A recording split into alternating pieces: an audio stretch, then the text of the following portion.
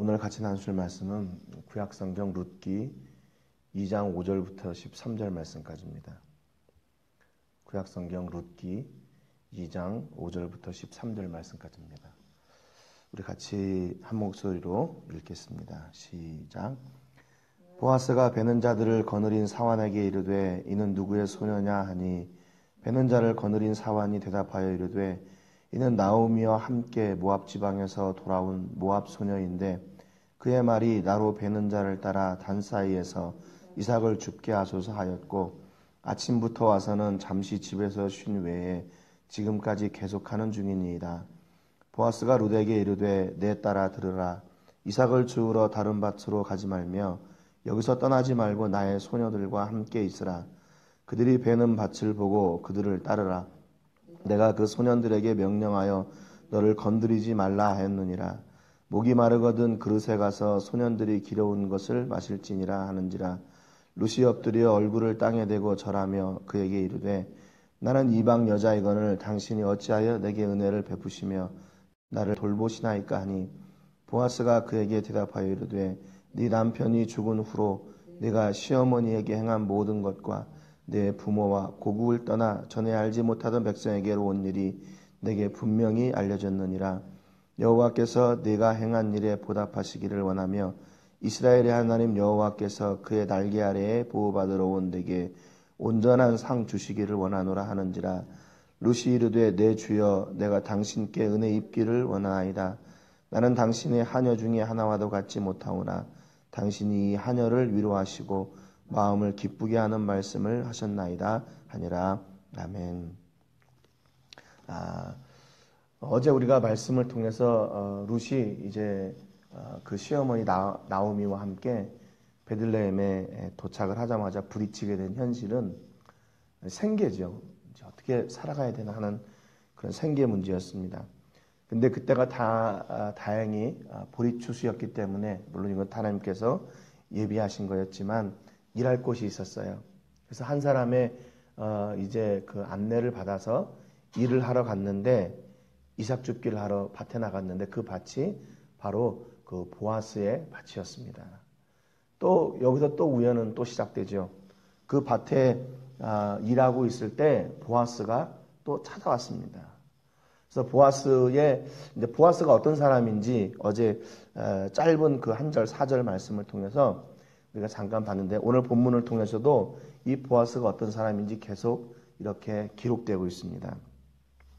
보아스는 자기 일꾼들과 이렇게 반가운 인사를 먼저 나눌 정도로 그는 따뜻한 사람이었고 또 사랑의 사람이었고 너그러운 사람이었다는 것을 볼 수 있었습니다. 오늘 본문 5절에도 보면 보아스가 베는 자들을 거느린 사환에게 이르되 이는 누구의 소녀냐 하니 그럽니다. 아무래도 보아스의 밭에서 일을 했던 사람이 그리 적은 숫자는 아니었을 거라고 생각이 돼요. 그런데 그 인사를 나누고 잠깐 하는 그 사이에 보아스는 그 일꾼들 사이에 있는 이방 여인 그 룻을 발견하게 됩니다.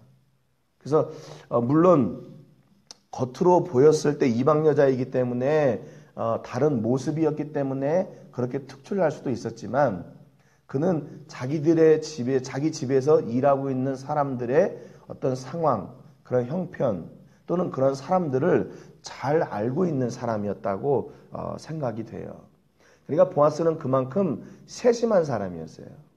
세밀하고 세심한 사람이었어요. 그래서 자기 곁에 있던 그 사환에게 이 여자는 어느 집 여자냐라고 물어봅니다. 그러니까 이 사환이 6절부터 이렇게 얘기하죠. 이는 나오미와 함께 모압 지방에서 돌아온 모압 소녀인데 그의 말이 나로 베는 자를 따라 단 사이에서 이삭을 죽게 하소서 하였고 아침부터 와서는 잠시 집에서 쉰 외에 지금까지 계속하는 중입니다. 이렇게 대답을 합니다. 나오미가 이제 그 룻과 함께 베들레헴에 들어왔다는 소문은 이제 자자해졌잖아요. 그러니까 아마 이 보아스도 그 소식을 들었을 거예요. 그런데 그 소문을 들었던 주인공이 지금 그 자리에 있다는 것을 이 보아스가 알게 되는 겁니다. 그러니까 이 사환이 이미 그 룻의 어떤 그 이야기들 또는 룻이 어떤 사람인지를 쭉 이렇게 알고 있어요. 이 사람은 모압에서 온 이방 소녀입니다. 그리고 아침에 와서 나로 이 가운데서 이삭을 좀 죽게 해주십시오. 그렇게 부탁을 해서 일을 시켰는데 지금 아침부터 여기 지금까지 집에 가서 잠시 쉰 거 외에는 계속해서 지금 일을 하고 있습니다. 이렇게 얘기해요. 여기 사환이라는 말이 있는데 이 사환이라는 말은 나르란 말이에요. 이건 소년 또는 젊은이 또 심부름꾼, 뭐 하인 그런 뜻인데 노예라는 말하고는 또 이게 구분이 됩니다.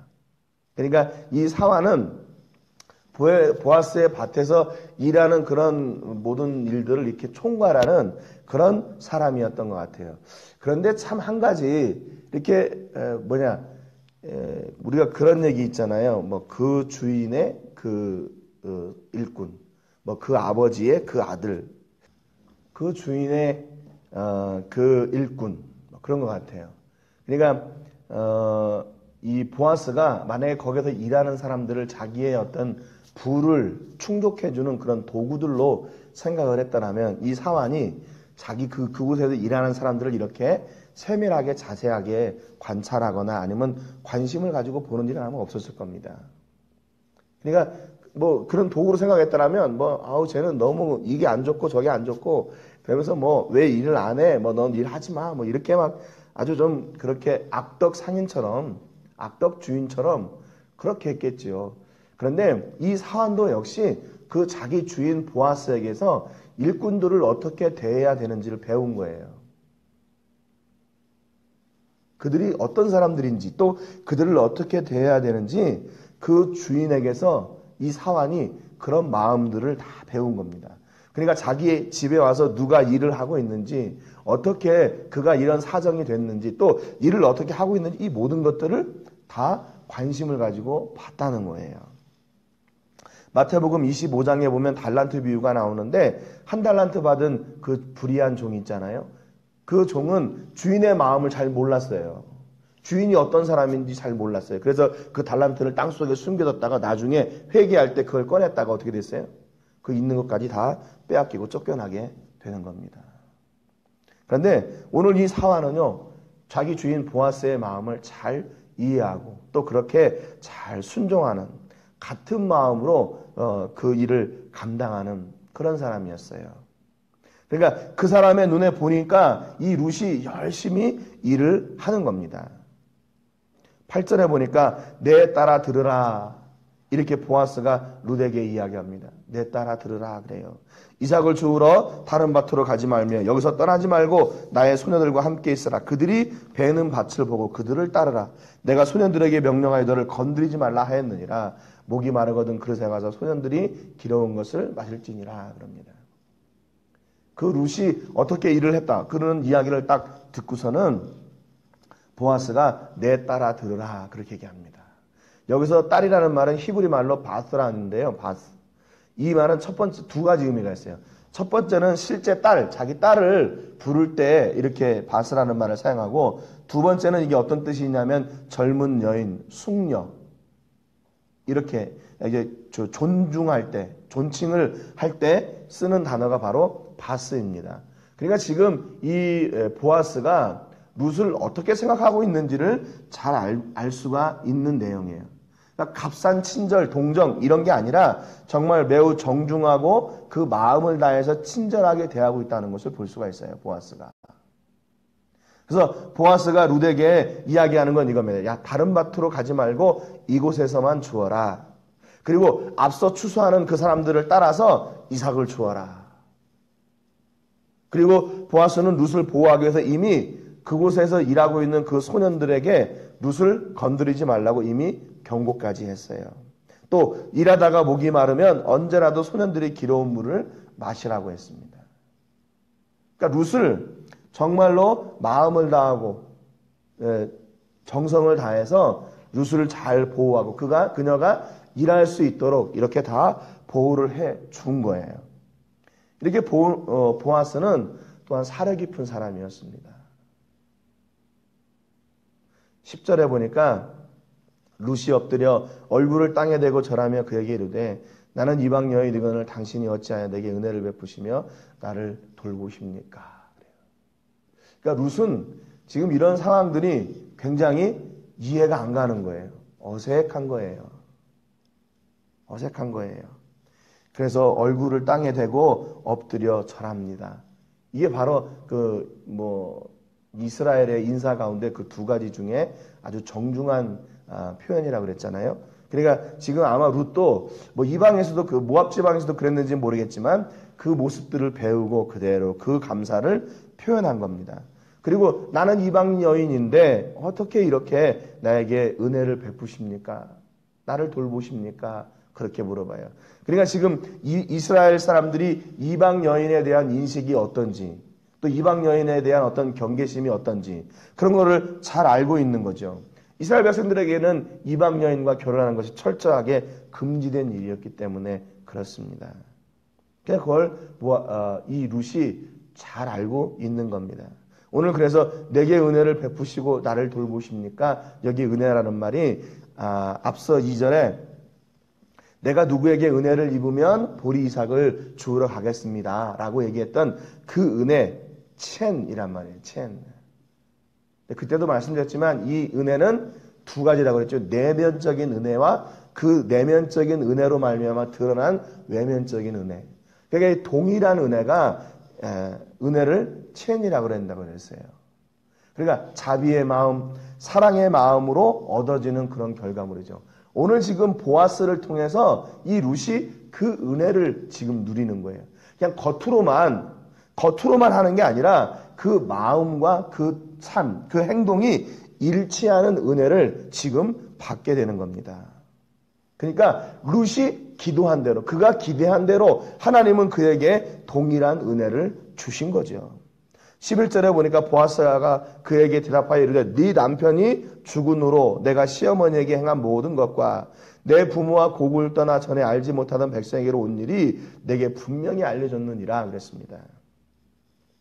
보아스가요 이미 룻에 대해서 그 소문들을 다 듣고 있었던 거예요. 나오미와 룻에 대해서. 근데 그 룻이 어떤 사람인지는 몰랐죠. 근데 오늘 그 소문에 들었던 그 주인공을 이 보아스가 만난 거예요. 그러니까 그런 사람을 내가 이렇게 선대해야지 하는 그런 보아스의 그런 마음이 있었던 거예요. 두 가지에 대해 들었는데 첫 번째는 남편이 죽은 후로 시어머니에게 행한 모든 것이래요. 그러니까 모압에서 그 함께 나오미와 살다가 그 남편이 죽은 뒤에 그 어떻게 살았는지 그리고 그를 어떻게 섬겼는지 지금 여기에서도 지금 같이 와가지고 생계를 어떻게 유지해 가는지 그 모든 것들을 들은 거예요. 또 내 부모와 고국을 떠나 전에 알지 못하던 백성에게로 온 일이 내게 분명히 알려졌다 그 말입니다. 또 이 얘기는 무슨 얘기냐면 지금 나오미와 룻이 베들레헴으로 돌아올 때 계속 나오미는 가라고 그러고 룻은 안 간다고 그러고 계속 그러잖아요. 근데 그때 마지막에 룻이 뭐라고 얘기했냐면 이스라엘의 하나님이 당신의 하나님이 나의 하나님이 될 것이라는 고백을 했습니다. 룻기 1장 16절에. 그러니까 지금 보아스는 그 룻의 인간성 그리고 그 룻의 믿음 이 모든 소문을 다 들었다는 거예요.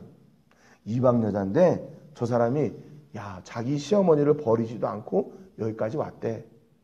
그리고 그냥 이방 여인이 하나님을 모르는 게 아니라 그 나오미의 하나님이 자기의 하나님이 되겠다고 그렇게 하고 왔대.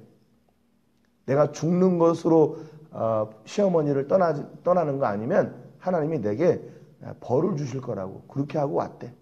그런 소문들을 다 들은 거죠.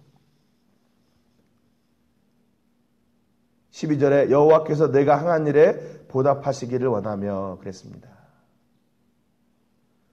보아스가 룻에게 다시 하나님께서 주실 복을 빌어줘요. 이스라엘 하나님 여호와께서 그의 날개 아래에 보호를 받으러 온 내게 온전한 상 주시기를 원하노라 그랬습니다. 하나님이 너에게 보답하시고 너에게 온전한 상 주시기를 원한다 그랬어요. 여기 온전한이라는 말은 샬렘이라는 말이에요. 샬렘. 이런 완벽한 전체에 가득한 그런 뜻입니다. 그러니까 온전한 복을 주시는 분이 누구냐면 바로 하나님이시고 그 복을 이 보아스가 룻에게 빌어줬어요. 여러분, 우리가 복을 하나님 앞에 구하죠. 그 복을 왜 구합니까? 잘 먹고 잘 살려고 그럽니까? 복을 구하는 것은 그 복을 받고 그 복을 누리고 그 복을 전하고 나누는 사람이 되려고 그러는 거예요. 그냥 단순히 내게 복을 주세요. 내가 잘 먹고 잘 살게. 이게 아니라 내게 주신 그 복을 이제는 내가 그 복을 전하고 그 복을 나누는 사람이 되는 것. 거기까지가 이 보아스와 같이 온전한 그 복을 누리는 사람의 자세인 거죠.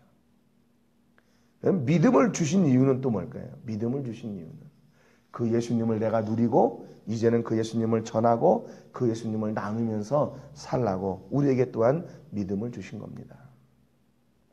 13절에 룻이 이야기합니다. 내 주여 내가 당신께 은혜 입기를 원하나이다. 나는 당신의 하녀 중에 하나와도 같지 못하오나 당신이 하녀를 위로하시고 마음을 기쁘게 하는 말씀을 하셨나이다 그랬습니다.